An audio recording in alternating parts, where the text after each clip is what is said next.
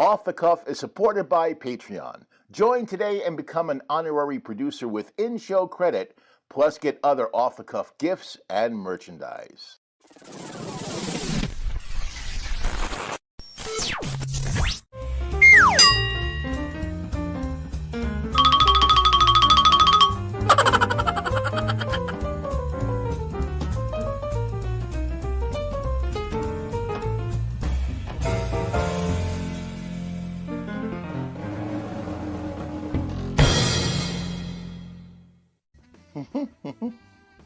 Oh, hey everybody, and welcome to Off the Cuff. You caught me pondering the vegetable cauliflower. Cauliflower is easily one of the most versatile, loved, and yet polarizing vegetables you can get. I love cauliflower raw in salads. I like it cooked. I like it cheesy. I like it mashed. Oh, I love mashed cauliflower. I like it fried, and I know many people who won't even look at it.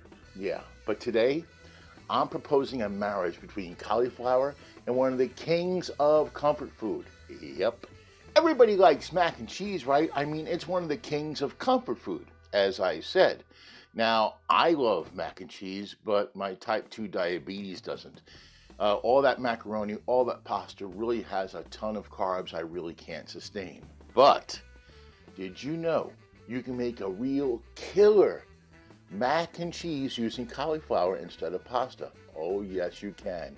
It's cheesy, it's gooey, it's satisfying, it's delicious. So that's what we're doing today. Today we're doing a low-carb version of mac and cheese using cauliflower and some delicious cheeses and spices. Also, if there's time, I'm going to show you how to make a homemade buffalo sauce. Recently, I saw somebody taking buffalo sauce and putting it in their mac and cheese. I like it spicy, so I'm going to try it. And if you want to, you can too. Now, if you know anything about baseball and baseball players, a lot of them have some strange superstitions. Wade Boggs, a Hall of Fame player, had a superstition where he had to eat white meat chicken before each and every game. And he played a lot of games. Now, that's a healthy choice. Now, I have a friend who manages another team. He has to feed his players mac and cheese after every game. His fear is all the carbs and the calories are starting to get to them. So I'm going to go to him today and I'm going to offer him to try my low-carb mac and cheese. Let's go! Oh, and wait till you see him. He's kind of really good looking. You'll see what I mean. Come on, this way.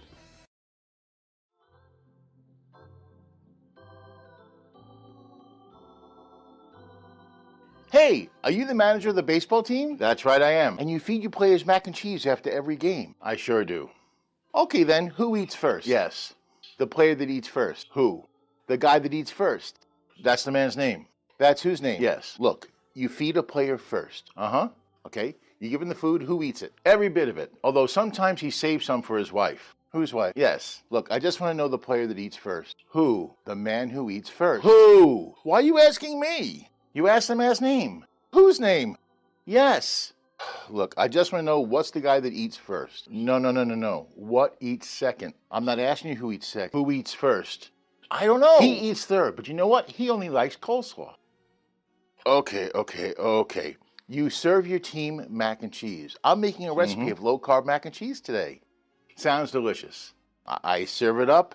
Who eats it? Right. What's right? No, what eats second? I'm not asking you who eats second. No, who eats first? I don't know. I told you, he eats third. He only likes coleslaw. I'm beginning to worry about that guy at third. That's a demanding position. He needs to eat more. No. He takes vitamins. He's going to be fine. Who does? No, he likes mac and cheese. Who? Yes. Okay, all right, okay. So let me figure this out. You have well, most of your players on this team like mac and cheese. Yes, that's right. Which player likes coleslaw? I don't know. You are a terrible manager. I told you, he only likes coleslaw. Who does? No, he likes mac and cheese. Ooh, I'm beginning to hate it. Calm down. Take it easy. Calm yourself. Okay. You manage this baseball team. I do. And you feed them after the game. Not at this rate. Okay, let me figure this out. Who eats first? He only likes mac and cheese. What eats second? He only likes mac and cheese. So far, so good. I don't know eats third, but he only likes coleslaw. Congratulations, you got it right. I don't even know what I'm talking about. Look, you know what? Forget it. I'm going to go home. I'm going to make the low-carb mac and cheese, okay? I'll drive over here. I'll hand it to you, and you can figure out who eats what. Hey, wait a minute. I don't have a team of cannibals here. That's fine. By the way, what's your name? Why? I don't know. I just thought I'd ask. I just thought I'd tell you. Hold that a moment. Here are the ingredients. Okay, here are the ingredients for our cauliflower mac and cheese. 1 head cauliflower, cut into florets about the size of macaroni. 2 cups shredded sharp cheddar cheese. 1 cup shredded mozzarella cheese. 3/4 of a cup heavy cream or milk or half and half. 3 ounces softened cream cheese, cubed. 1 1/2 teaspoon dried parsley. 1 teaspoon garlic powder. 1/2 teaspoon chili powder. 4 strips of bacon, cooked the way you like it, then finely chopped. Salt and pepper to taste, and finally, for the top, 1/4 cup of grated Parmesan cheese. Now for our homemade buffalo hot sauce. 1/2 cup unsalted butter. 2/3 cup cayenne pepper sauce. 2 tablespoons of distilled white vinegar, and 1/4 teaspoon Worcestershire sauce. First up, we're going to grate our cheese. Now you might be asking, why do you grate the cheese when you can buy grated cheese in the supermarket? Absolutely true. Here's why. Number 1, it's less expensive. Yeah, you actually pay less in the long run if you grate your own cheese. Number 2, preservatives. Yeah, they put preservatives in with grated cheese. Preservatives, and I think also potato starch. Why do they do that? To keep it from clumping. Yeah, now, it's fine, it's not going to hurt you, but when you go to melt it and go to eat it, it's going to be a little bit different. It's going to be tougher to melt and get creamy, and also it's not going to taste as good. And number 3, it's a decent workout. Yeah, you have to grate all that, so you don't have grandma arms, or grandpa arms, or my arms. This recipe calls for 1 cup of shredded mozzarella, so here we go. 1 cup. Shredding mozzarella, shredding mozzarella. Yeah, this is why I'm not a singer or even an opera. Yeah. I also shred this when it's cold. It tends to shred a lot easier, and it doesn't get as gummy, so you get a truer count when you're doing your shredding. Oh yeah. Shred that cheese. Shred it up. It accumulates rather fast. Okay, we're about halfway. See, it doesn't take long at all. It's not really a lot of effort. And for the taste and for the texture, it's really worth doing this. I think we have it now. Yes, we do. That's our 1 cup of shredded mozzarella, freshly shredded, into the bowl. So I've cleaned my grater, so I guess that's for the greater good. Thanks, okay. Same setting, only now we need 2 cups. Let's see how many we got. Oh, that's good. Now we need 2 cups for this, so I think I got most of that on the first shot. Let's see. Yep. There's the first cup. Now for the second cup. That's funny. George never likes a second cup at home. This is cheese, not coffee. I think we got it. I think we have it. I think we do. Let's get our other. I might have gone over, but that's okay. It's not The Price is Right.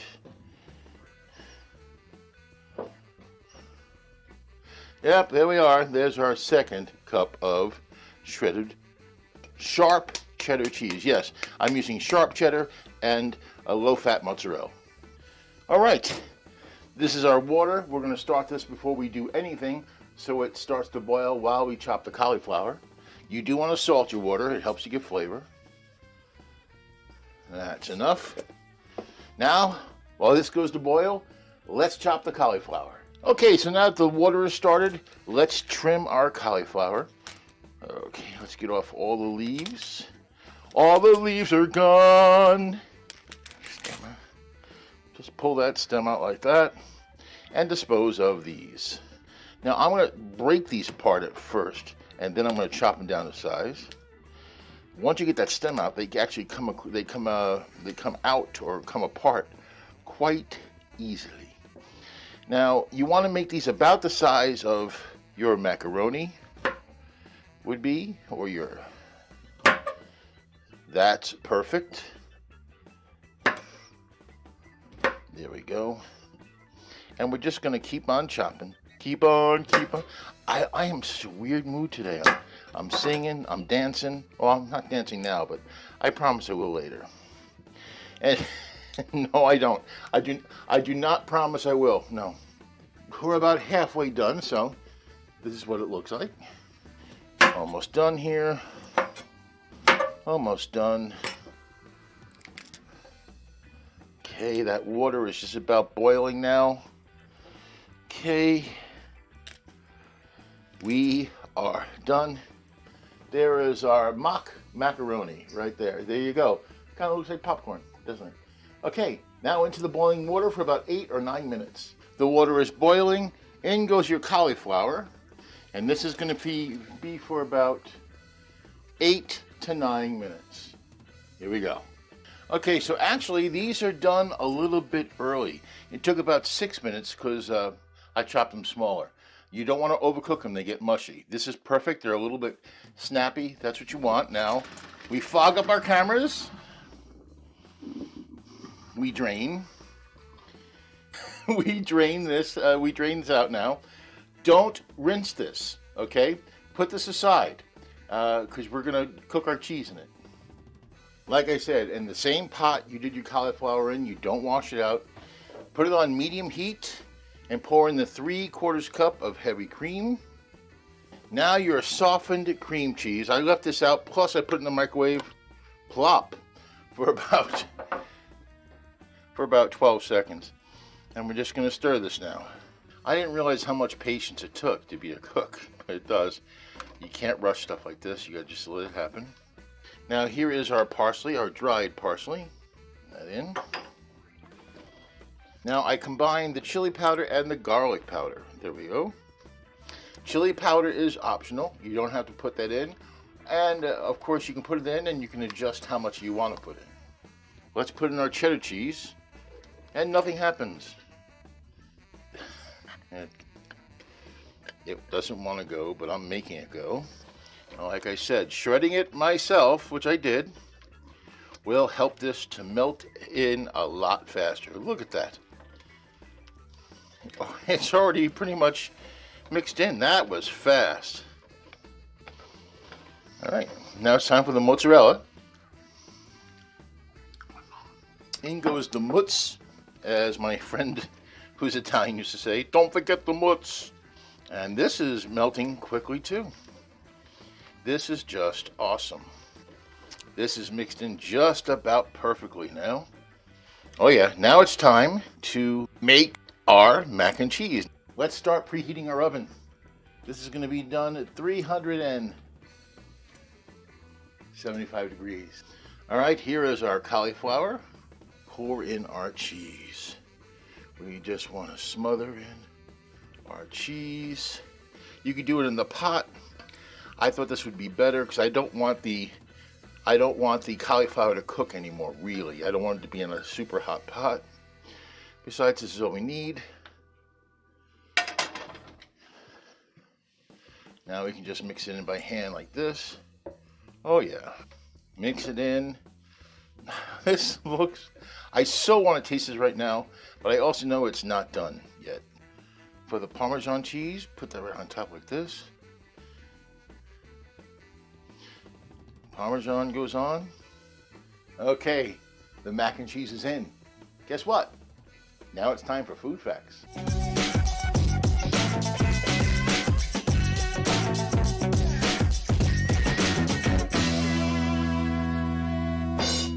The English word macaroni actually comes from the Italian mascheroni, which actually comes from the Greek word macaria, which means made with barley. You know what? If I knew that, I wouldn't have spent 2 weeks learning how to pronounce either one. Made with barley. Enough said. Pasta and cheese has actually been around for a long time. In the 14th century, in the Italian cookbook Liber Cucina, which actually stands for Book of Cookery. Cookery is always such a strange name. But anyway, there's a recipe for pasta and Parmesan. Then in the 14th century English cookbook, Formes de Curry, which means methods of cookery. There's that word again. There's a casserole called make rounds, yes, and that calls for hand-cut pasta to be baked between layers of butter and cheese. Oh, that sounds absolutely terrific. Well, that's mac and cheese, right? But cookery, yeah. Cookery, that sounds like an evil, kind of a sinister word. Like, remember the old 1966 Batman TV show? Yeah, it would be like, that'd be perfect for the name of a villain. Remember those villains? They always used to over-explain their traps. I mean, they really should have kept it short. That's right, Batman, it's me, the Cookery King. I have you and Robin trapped in that giant bowl of macaroni.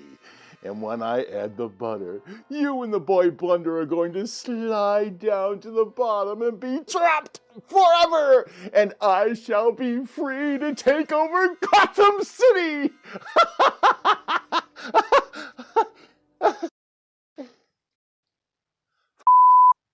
They're gone. One of the first modern-day appearances of what we know as mac and cheese appeared in the 1769 Elizabeth Radford cookbook, The Experienced English Housekeeper. Her recipe used a bechamel sauce mixed with cheddar, aka a Mornay sauce, mixed with macaroni and baked until golden, cheesy, and gooey. Yum. Thomas Jefferson loved mac and cheese. While visiting Paris with his cook, James Hemings, he found the dish and fell instantly in love. As a matter of fact, he actually made a pie of macaroni and served it at a state dinner in 1802, and that's one of the reasons why macaroni and cheese is so popular in the United States. One footnote to that story about Thomas Jefferson. His chef, James Hemings. Yes, this is the gentleman who actually took the macaroni and cheese and made it into what we love today and what became so popular back then. He's an enslaved chef. Yeah, he was a slave. This gentleman deserves most of the credit of the mac and cheese we love today. That's something that's left out of a lot of stories and should be acknowledged. Another popular recipe for mac and cheese appeared in the 1824 cookbook, The Virginia Housewife by Mary Randolph. There's Mary. Yeah, she's great. She's been on the show before. Her cookbook was considered one of the most revolutionary and important cookbooks of the 19th century here in the United States. Now, her recipe only had 3 ingredients: macaroni, cheese, and love. Aww. I'm kidding. It was macaroni, cheese, and butter put together in a pan and cooked in a hot oven. In the 1880s, the growing Industrial Revolution made manufacturing the ingredients for mac and cheese easier and cheaper. Now, the common people all across the country were beginning to buy and enjoy macaroni and cheese. So it did rise in popularity there, but fell in popularity with the rich elite. Yeah, they used to think that the macaroni and cheese recipe was only for them, the rich, the entitled. So it lost some of its flair. That's pretty sad. Yeah. I wonder what they came up with next. I found a dish in the Far East that's much more extravagant and only for us. What's it called again, Chester? Ramen. Right. Ramen. In 1903, a gentleman made a lot of money by selling mac and cheese off the back of a wagon through the streets of Chicago. Yeah. And that man, James L. Kraft, made so much money that he started a little company called Kraft Foods. Then in 1914, when they came up with their own cheese, they really started rocking, and it was the predecessor to what we would know as the pre-packaged mac and cheese in a box. And now it's time for mac and cheese trivia. Did you know that as of today, there's over 73 million different recipes for mac and cheese? Let me see. 3 more, and I've tried them all. In 1943, during the height of World War II, food rationing became a thing in the United States. Meat was nearly impossible to find, as was dairy products. Well, in comes mac and cheese in a box to the rescue. Yep, They sold in 1943 over 50 million boxes of mac and cheese. No wonder it's a staple today. July 14th is National Mac and Cheese Day. It's also Bastille Day. So celebrate with mac and cheese. Mwah. Feeling artistic? Want to draw an accurate picture of mac and cheese? Well, since 1993, you can. That's when Crayola added the new color, mac and cheese. And finally, remember how during World War II, Kraft sold over 50 million boxes of mac and cheese? Yeah, they can top that. As of today, they sell 1 million boxes each and every day. And that's Food Facts. So making this buffalo sauce is really easier. It's actually even easier than the recipe. You take 2/3 of a cup of your favorite cayenne pepper sauce. There are brand names. I'll be frank, use which one you want. That was a hint. All right, that goes into a pan that's been on medium.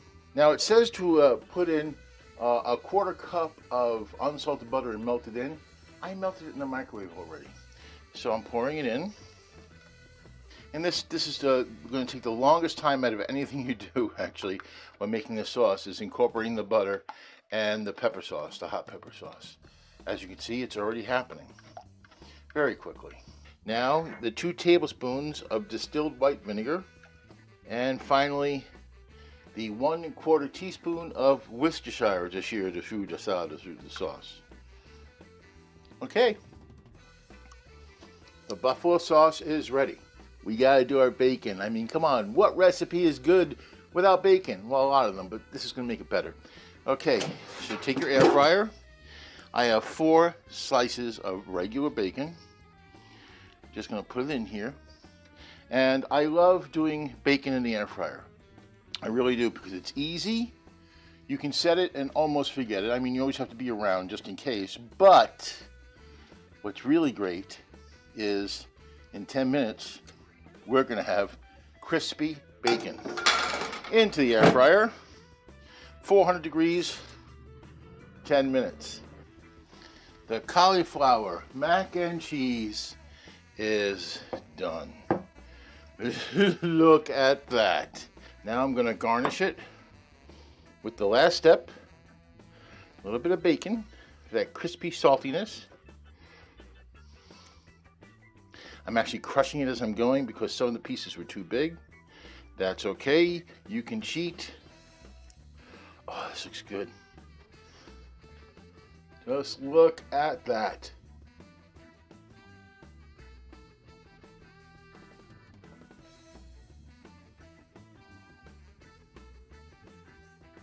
And there we have it. Low-carb cauliflower mac and cheese with a homemade buffalo sauce. Oh man, this just looks so good. I have not tasted it because I wanted to be live on camera. Well, taped on camera live. Tasting it, really, really easy to do. I mean, like I said, I'm not a trained chef. If I can do this, you could probably do this in your sleep, really. It looks good. It smells good. And like I said, using the fresh cheese really helps. Low carb, as you saw. Yeah, it's low carb. It's got some calories because of the cheese, but hey, everything has calories, but this is a much healthier option.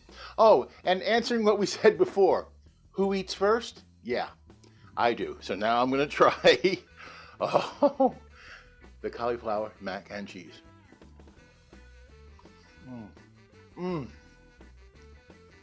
Oh my goodness. So cheesy. You can taste the cheddar, the mozzarella, the bacon, the salty crispiness of the bacon, the Parmesan. Oh, it's so good. Oh, I gotta try some more. I'm not sure that first taste was accurate. Oh, it was accurate. This is really, really, really something special. This is a great side. It's a great entree. This is terrific. Now, the buffalo sauce. I do happen to like spicy food. If you don't, omit this. But I saw somebody do this and it looked like such a great idea. Let me try that. Woo! Let me put that down. Num num num. Okay, here's my cauliflower mac and cheese with the buffalo sauce.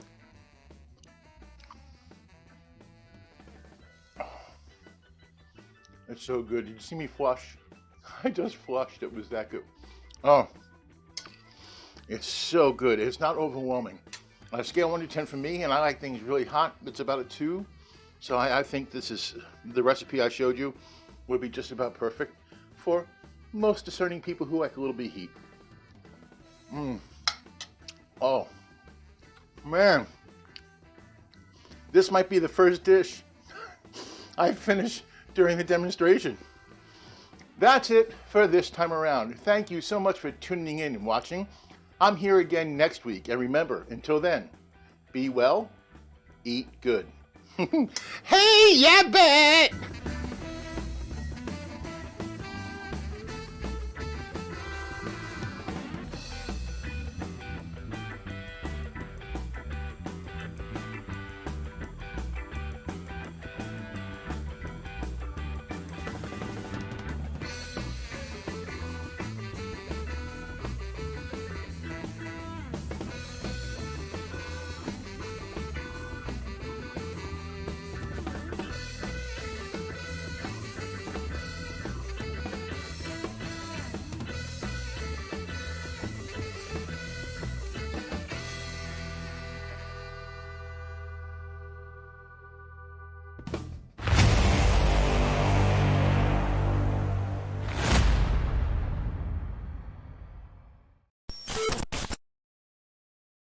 You'll never guess what makes the next episode of Off the Cuff finger-licking good. A lower-carb, air-fried, extra crispy fried chicken. Comedian Hacky McGecky is all about chicken. Hey, what kind of chicken are you eating when you're listening to Elvis Presley?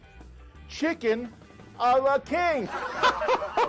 In Food Facts, we find out that Scotty really was a miracle worker. The Scottish who were the first to deep fry chicken. Aye, and they had the power, Captain. It's air-fried, extra crispy fried chicken. It is delicious, and it's guilt-free. Join me for Off the Cuff Healthy Cooking with Craig Mitchell.